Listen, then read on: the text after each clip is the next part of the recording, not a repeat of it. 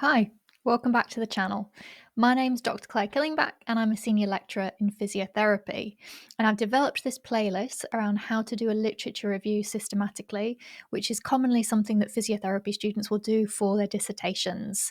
So this video specifically is around the overall structure and writing tips for doing your literature review systematically.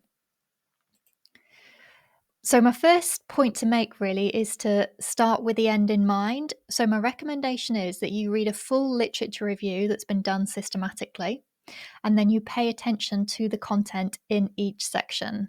Now, I know this can feel really annoying because you're like, I just want to get started and I just want to go for it. But actually, when you see the final product, you're like, oh, okay, I get what's going to need to go into each of those sections.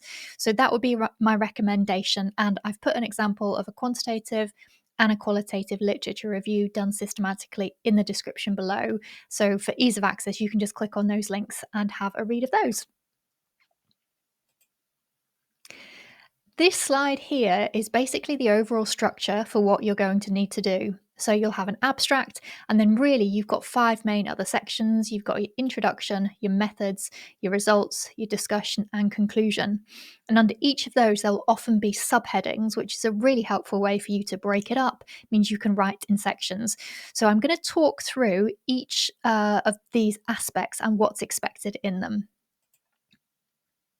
So, first of all, the structure for doing an introduction.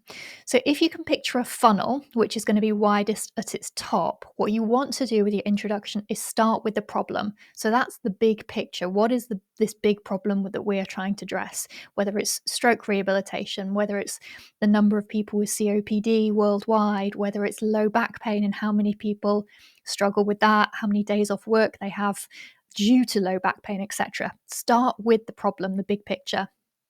Then as you move down your funnel, you're going to talk about how does that relate to physiotherapy? So what's the implication for this as physiotherapists working with these type of patients? Then you move further down the funnel and you want to touch on what's currently known about this within the physiotherapy literature. Because what you're looking to do is try and identify a gap that hasn't necessarily been addressed. So, the very bottom bit of the funnel, you're going to finish up with what's your research question? What's the overall aim of your review? So, when you're writing your introduction, think about that funnel. Really, your introduction can be quite concise. It's probably about 300 to 400 words.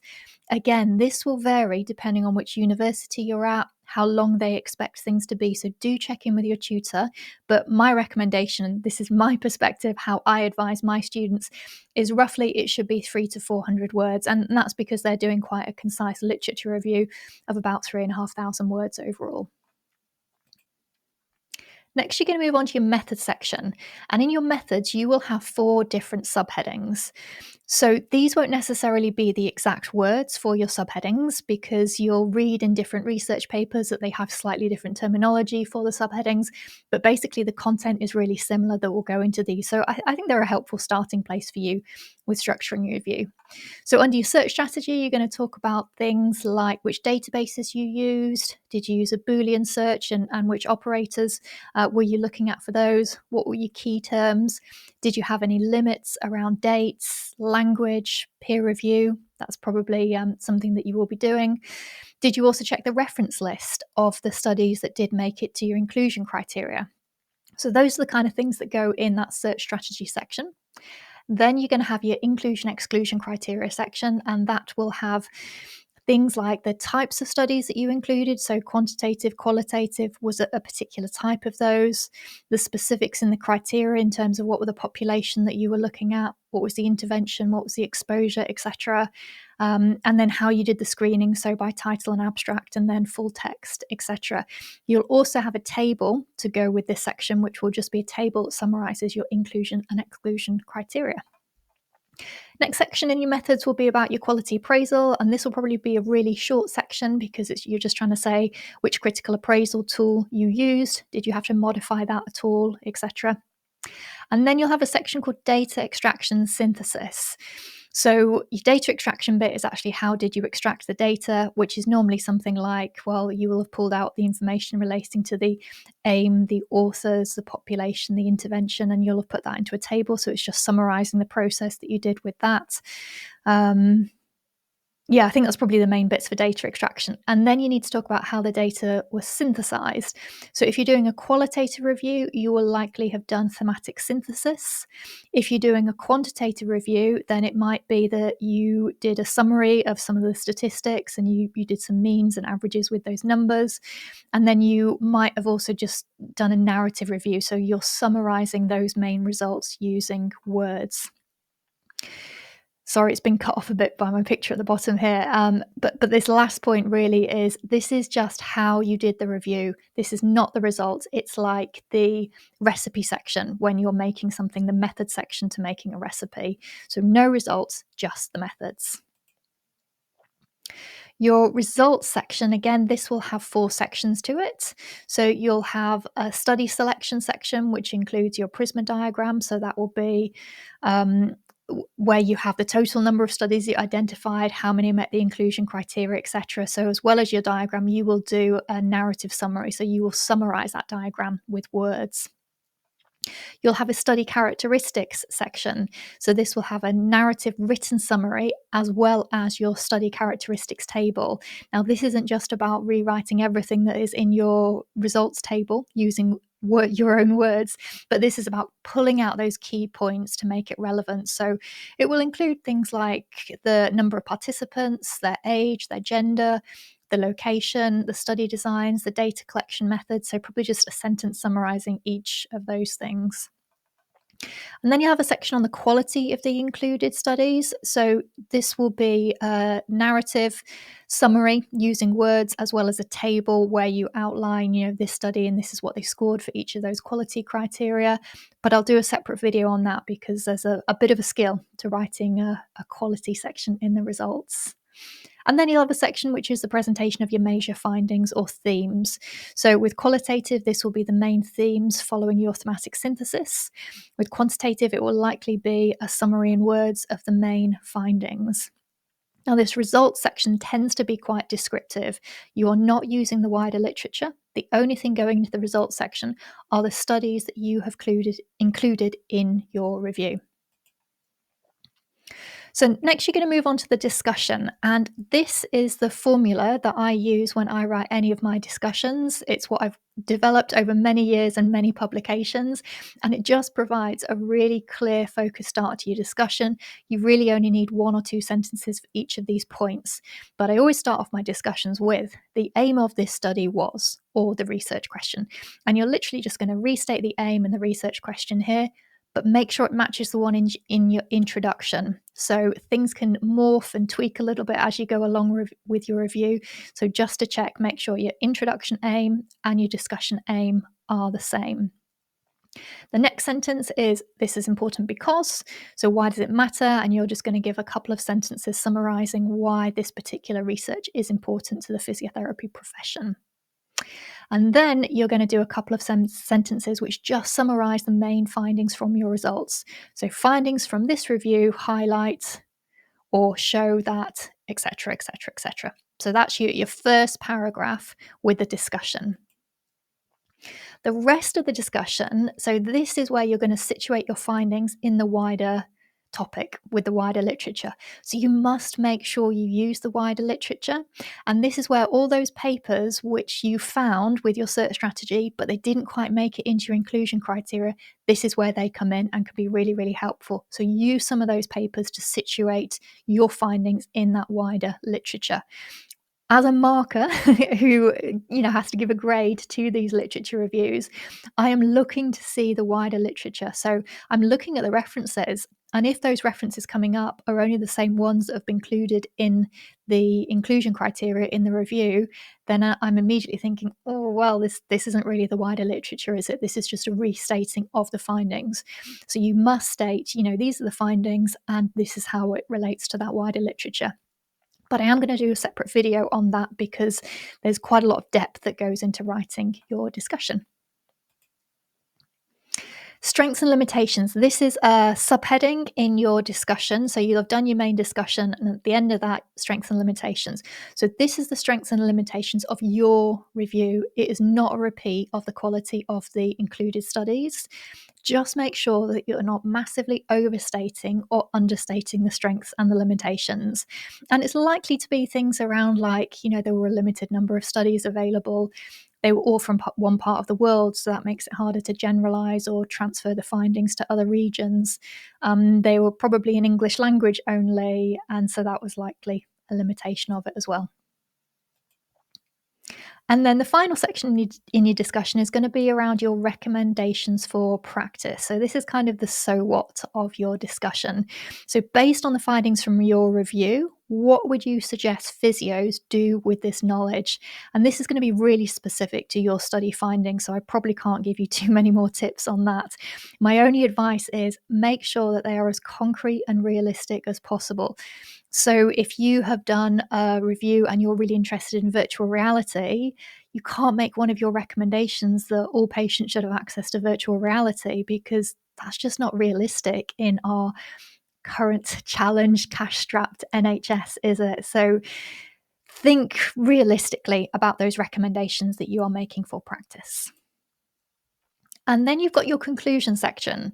So your conclusion section is probably going to start with something like in summary, and then you're going to summarize what you've just written about. You're not going to summarize the whole review, but you're going to give the kind of the headlines, the main points. And as you do that, it means the conclusion is basically written itself. You want to make sure you include the answer to the question that you've been trying to address. Perhaps you've spoken about the level of evidence, whether there's very strong evidence or weak evidence. And then you probably want to make approximately 3 summary sentences, which you're going to paraphrase from your literature review. So you don't want to cut and paste the main things again, but what are the key findings, key points, and then you're going to paraphrase those. You'll probably also want a sentence or two that says future research should focus on. So you might have said, okay, well, there's a lack of literature on this one particular thing. Well, okay, so what are the recommendations going to be around that?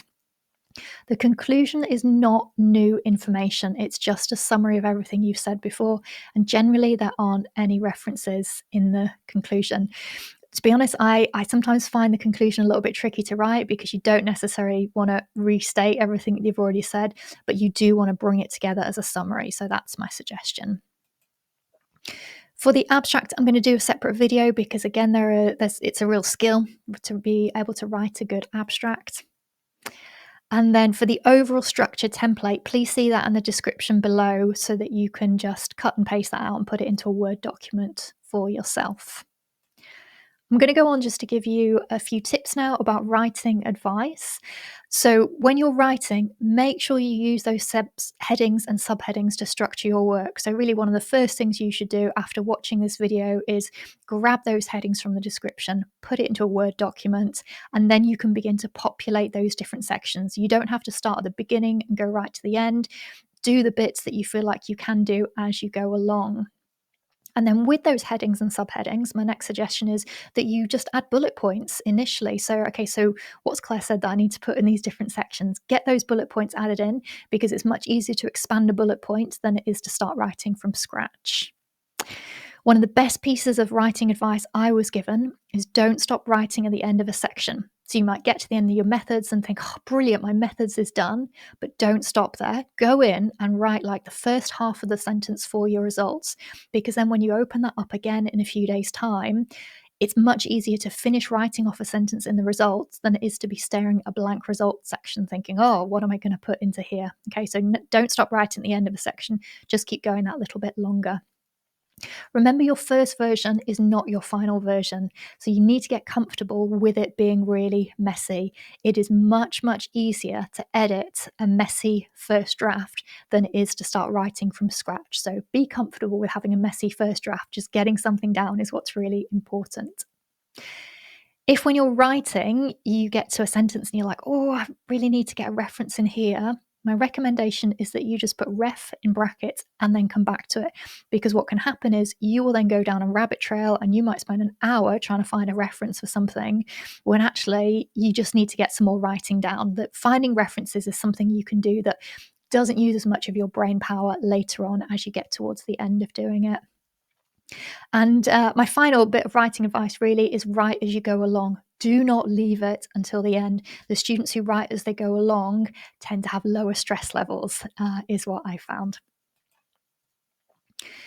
Make sure you use the headings tab in Word to help you manage the document. So when you first start off, you kind of got this blank document and it's easy to navigate. But by the time you get to the end of your review, you will have pages and pages. So if you go into Word, along the top, there's the View tab. If you click on the View tab, it will give you an option to use the navigation pane. And if you click on that, you'll see that there's a tab at the side that if you then type in the different sections that you're looking for. Oh, I think I needed to have the home screen here as well. Sorry, I've missed a bit out here. But then what you would need to do is go to your home screen, and along the home screen, there will be tabs for headings.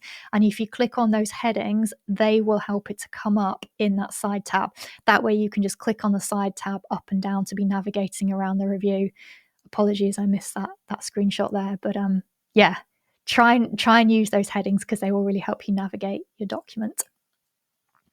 And I'm just adding a comment here really on referencing management software.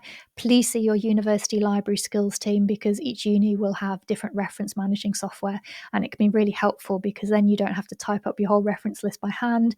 You can actually just import all your citations from the reference managing, but I'm not going to go into that. And the last thing to say is make sure you use the read aloud function in Word to check for errors. So do this before you submit when you get to the end. So in Word, it will have a review tab. And where you click on the review, it will have that read aloud function. And if you press that, a slightly annoying voice will probably read it back to you. But as you hear it back, you can hear when, oh, that sentence is really long. I should have had a full stop there. I missed a word out there. So it just picks up on those grammatical errors that when you're too close to it, you don't see it because you've just read it too many times. So the read aloud function is a really helpful way to catch those last minute errors before you submit. So over to you. Good luck. If you've got any other video requests, please make sure you add it to the comments. If you're getting value from these videos, then please give it a thumbs up and hit subscribe. But yeah, I'm open if there are other things that I have missed with writing a literature review systematically that would be really helpful. So good luck.